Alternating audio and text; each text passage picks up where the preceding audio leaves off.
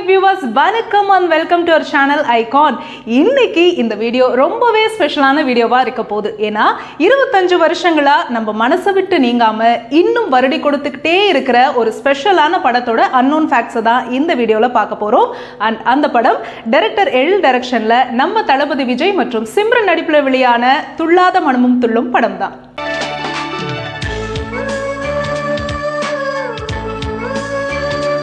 மனமும் துள்ளும் படம் வெளியாகி 25 வருஷங்கள் ஆகி இருக்கிற இந்த நேரத்துல இந்த படத்தோட கதையை கேட்டதும் நம்ம தளபதி விஜய் ரிக்வெஸ்ட் பண்ண விஷயம், இந்த படத்தை காப்பி அடிச்சு பண்ணப்பட்ட கொரியன் படம். இந்த படத்துக்கு முன்னாடி வச்சிருந்த டைட்டில், டைரக்டருக்காக சிம்ரன் மாத்தின ட்ரெஸ், முக்கியமான சீனப்ப ரன் அவுட் ஆன பிலிம்னு பல விஷயங்களை இந்த வீடியோல சொல்ல போறோம்.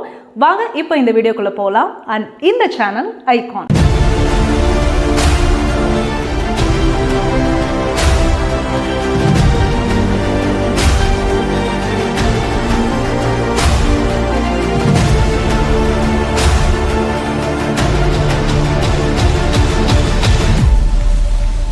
துள்ளாத மனமும் துள்ளும் இந்த டைட்டிலை கேட்கும் போதே நமக்கு ஒரு மாதிரி ஃபீல் குட்டா ஃபீல் ஆகுது இல்ல. ஆனா இந்த கதை உருவாகும் போது இந்த படத்துக்கு டைரக்டர் வச்சிருந்த டைட்டில் ருக்மணிக்காக அப்படிங்கிறது தான்.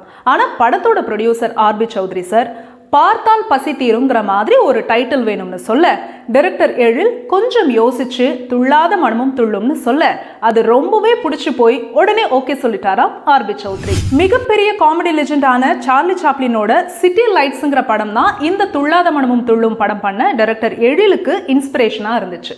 அந்த படத்தை பேஸ் பண்ணி இந்த கதை உருவானதுனாலயோ என்னவோ இந்த படம் முதல்ல முழுக்க காமெடி படமா தான் உருவாக்கப்பட்டுச்சான். அதுவும் அந்த படத்தை வடிவேலுவை வச்சு பண்ணதான் எழில் நினைச்சாராம். ஆனா அந்த நேரத்துல வடிவேலுவை வச்சு ஹீரோவா வச்சு படம் பண்ண எந்த தயாரிப்பாளரும் வராததுனால கதையை வேற மாதிரி மாத்தினாராம் டைரக்டர் எழில்.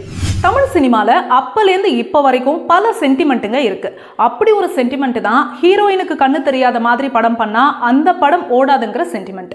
இத காரணம் சொல்லியே பல ப்ரொடியூசர்ஸ் இந்த படத்தை ரிஜெக்ட் பண்ணாங்க. கூடவே படம் முழுக்க ஒரே சோக காவியமா இருக்கும்னு நினைச்சாங்க.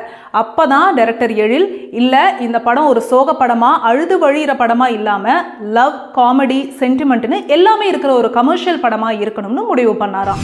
இந்த படத்தோட இன்னொரு சிக்கலா இருந்தது இந்த படத்தோட ஸ்கிரீன் பிளே. கண்ணு தெரியறப்போ ஹீரோவை வெறுக்கிற ஹீரோயின் கண்ணு தெரியாதப்போ ஹீரோவை விரும்புறா, திரும்ப கண்ணு தெரிஞ்சதும் ஹீரோவை வெறுக்கிறா, அப்புறம் திரும்பவும் விரும்புறா. லைட்டா குழம்புதா. படம் பார்த்த ஒரு சில ஆடியன்ஸ்க்கே இப்படிதான் முதல்ல 2-3 நாள் ஒண்ணுமே புரியலையா. அதுக்கப்புறம் 2வது தடவை பார்த்ததுக்கு அப்புறம் தான் புரிஞ்சுதான். படம் பார்த்த ஆடியன்ஸ்க்கே இந்த கதினா வெறும் கதையை கேட்ட ப்ரொடியூசர்ஸ்க்கு எப்படி புரியும்? அதனாலேயே பல ப்ரொடியூசர்ஸ் இதெல்லாம் ஒரு கதையா வெளியே போன்னு டைரக்டர் எழில துரத்தி அனுப்பிட்டாங்களாம். இப்படி எல்லா ப்ரொடியூசர்ஸும் கதையை ரிஜெக்ட் பண்ண நேரத்தில் டைரக்டர் எழிலுக்கு super good films RB Choudhary கிட்ட கதை சொல்ற வாய்ப்பு கிடைக்குது. ஆனா ப்ரொடியூசர் கதையை 10 நிமிஷம் கதை சொல்லு, எனக்கு பிடிச்சா முழு கதையும் கேட்கறேன்னு சொல்ல, அவரை எப்படியாச்சும் முழு கதையை கேட்க வைக்கணும்னு நெகட்டிவ் கிளைமேக்ஸோட 10 நிமிஷம் கதை சொல்ல, அதை கேட்ட ப்ரொடியூசர் என்னையா நல்ல லைன் சொல்லிட்டு இப்படி நெகட்டிவ் கிளைமேக்ஸ் சொல்லிட்டேன்னு சொல்ல, உடனே டைரக்டர் எழில் முழு கதையை கேளுங்க, பாசிட்டிவ் கிளைமேக்ஸ் சொல்றேன்னு சொல்லி முழு கதையை சொல்லி ப்ரொடியூசர் ஆர்பி சௌத்ரியை இம்ப்ரெஸ் பண்ணாராம். இந்த படம் உருவான காலகட்டத்தில் நடிகர்கள் விஜய், பிரசாந்த், பிரபுதேவா தான் டாப்ல இருந்தாங்களாம். இந்த கதைக்கு விஜய் செட் ஆவாருன்னு ப்ரொடியூசர் தான் விஜய் கிட்ட கதை சொல்ல டைரக்டர் எழில அனுப்புனாராம். கதை கேட்டு ரொம்பவும் பிடிச்சு போன விஜய் டைரக்டர் எழில் கிட்ட ஒரே ஒரு ரிக்வெஸ்ட் தான் வச்சாராம். அது என்னன்னா, எனக்கு இந்த படத்துல 2 ஃபைட் மட்டும் வச்சிருங்க அப்படிங்கிறது தான். அதுக்கு டைரக்டர் ஓகே சொன்னதும் விஜயும் படத்துக்கு ஓகே சொல்லிட்டாராம்.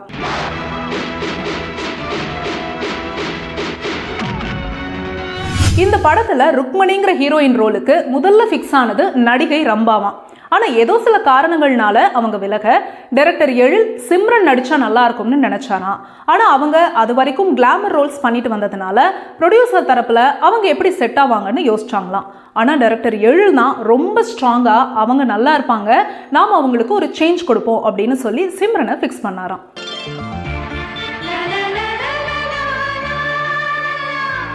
இந்த துள்ளாத மனமும் துள்ளும் படத்துல விஜயோட வீடு, அந்த ஏரியா, ஹீரோயினோட காலேஜ் எல்லாமே முழுக்க செட்டு தான். முதல்ல யோசிச்ச ப்ரொடியூசரை கஷ்டப்பட்டு கன்வின்ஸ் பண்ணி செட் போட்டு தர வச்சாராம் டைரக்டர் எழில். அண்ட் அந்த மொத்த செட் போடுறதுக்கான செலவு அந்த டைம்லயே 17 to 20 லட்சமா. Vijay hero, Simran heroine, RB Choudhary ப்ரொடியூசர்னு பெரிய டீம் அமைஞ்சதுனால லைட்டா நர்வஸா இருந்த அறிமுக இயக்குனரான எழில் முதல்ல தனக்கு இந்த டீம் செட் ஆகணும் அப்படிங்கிறதுக்காக இந்த படத்தோட ஃபர்ஸ்ட் ஷூட்டிங்கே சாங்கா வச்சாராம். அதுதான் அந்த படத்துல வந்த துட்டு பாட்டு. அண்ட் அந்த பாட்டு தான் நடிகர் விஜயும் டான்ஸ் மாஸ்டர் ராஜசுந்தரமும் சேர்ந்து ஒர்க் பண்ண முதல் சாங்கும் கூட. இந்த படத்துல வர இன்னிசை பாடி வருங்கிற பாட்டு 4 இடத்துல வேற வேற மூட்ல வரும். ஆனா முதல்ல அந்த 4 இடத்துல வர பாட்டா இருந்தது மேகமாய் வந்து போகிறேன் பாட்டு தான்.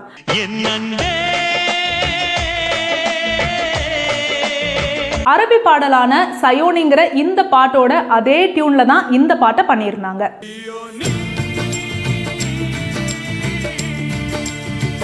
ஆனா அந்த அதே அரபி பாட்டு டியூன்ல நம்ம மியூசிக் டைரக்டர் தேவாவும் இன்னொரு படத்துக்கு சுண்ட கஞ்சி சோறுடான்னு பாட்டு கம்போஸ் பண்ணியிருந்தாரு. ஐயோ, இந்த பாட்டு வேற இந்த படத்துல 4 இடத்துல வரும், தேவா வேற படத்துக்கு இதே டியூனை போட்டாரேன்னு யோசிச்சுட்டு இருந்தப்பதான் நம்ம music director S A Rajkumar சரி விடுங்க வேற பாட்டு போட்டு தரேன், அதை 4 இடத்துல போட்டுக்கோங்கன்னு போட்டு கொடுத்த பாட்டு தான் இன்னிசை பாடி வரும் பாட்டு. இன்னிசை பாடி வரும் காற்றுக்கு உருவமில்லை. மேகமாய் வந்து போகிறேன் பாட்டை பத்தி பேசுறப்ப அந்த பாட்டோட ஷாட்டுக்கு சிம்ரன் கொஞ்சம் மாடர்னா ட்ரெண்டியான ட்ரெஸ் போட்டுட்டு வந்தாங்களாம். அந்த ட்ரெஸ் டைரக்டர் எழிலுக்கு பிடிக்கல. நாம வேற புது டைரக்டர் எப்படி போய் சொல்றதுன்னு யோசிச்சுட்டு இருந்தாரா. அதை கவனிச்ச சிம்ரன் டைரக்டர் கிட்ட என்ன இந்த ட்ரெஸ் பிடிக்கலையான்னு கேட்க அதுக்கு டைரக்டர் எழில் இல்ல ருக்மணி இந்த மாதிரி ட்ரெஸ் போட மாட்டான்னு சொன்னதும் சிம்ரன் உடனே போய் தாங்கிட்ட இருந்த ஒரு ரோஸ் கலர் சுடிதார் போட்டுட்டு வந்து நின்று இப்போ ஓகேவா அப்படின்னு கேட்க எழிலும் சூப்பர் இதுதான் ருக்மணியோட காஸ்டியூம்னு சொன்னாராம்.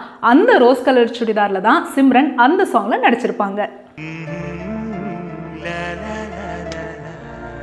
துள்ளாத மனமும் துள்ளும் படத்துல நடிக்கிறப்ப விஜய் டைரக்டரை நடிச்சு காட்ட சொல்லுவாராம். அப்புறம் அவரு அதை அப்படியே பிடிச்சு நடிச்சிருவாராம்.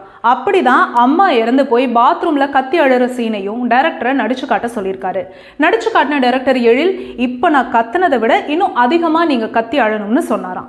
அதுக்கு விஜய் சரி ஓகே ஒரே ஷாட் பண்றேன் கரெக்டா எடுத்துருங்கன்னு உயிரை கொடுத்து கத்தி அழுது நடிச்சிட்டு இருந்தாராம். கரெக்டா ஷாட் முடிகிற நேரத்துல கேமரால ஃபிலிம் முடிஞ்சு போயிடுச்சான். அப்புறம் விஜய் கிட்ட விஷயத்த சொல்லி திரும்ப அதே மாதிரி எமோஷனலா கத்தி அழுது நடிக்க வச்சு அந்த ஷாட்டை எடுத்து முடிச்சாங்களாம் படக்குழு.